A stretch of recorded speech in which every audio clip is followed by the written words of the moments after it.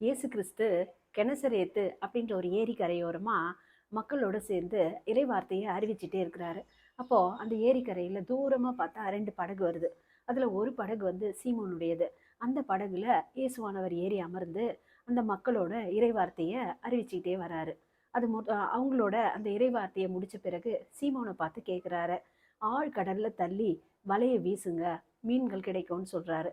அப்போ சீமோன் சொல்றாரு, ஐயா, இரவு முழுவதுமே நாங்க மீன் பிடிக்க வந்து வலையை வீசிக்கிட்டே இருக்கிறோம், எங்களுக்கு மீன் அகப்படவே இல்லை அப்படின்னு சோகமா சொல்றாரு.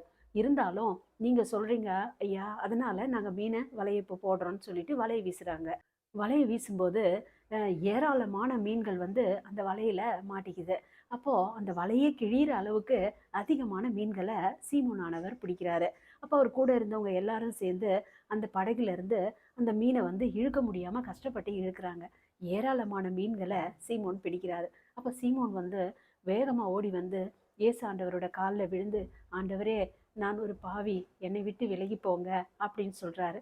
அப்போ இயேசுவானவர் சொல்றாரு, அஞ்சாதே, இன்று முதல் நீ மனிதனை பிடிப்பவன் ஆவாய் அப்படின்னு சொல்றாரு. இதுக்கு என்ன அர்த்தம் அப்படின்னா, நமது உண்மையான உழைப்பையும் நேர்மையான வாழ்க்கையையும் இயேசு அறிந்தவராக இருக்கிறாரு. நேர்மையான உழைப்புக்குரிய வெகுமதியை கொடுப்பவர் நம் கடவுள். நம்பிக்கைக்குரிய நல்ல பணியாளனே, சிறிய காரியங்களில் நம்பிக்கைக்குரியவனாக இருந்தாய், எனவே பெரிய பொறுப்புகளில் உம்மை அமர்த்துவேன் அப்படின்னு மத்தேயு 25 ஆண்டவர் நமக்கு அறிவிக்கிறார் மக்களே. இது போல தான் நம்மளில் கூட சில மக்கள் என்ன நினைக்கிறோம், ரொம்ப உழைக்கிறோம், கஷ்டப்படுறோம், உண்மையாக இருக்கிறோம், ஆனால் அதுக்குரிய பலன் கிடைக்கலையேன்னு நினைக்கிறோம்.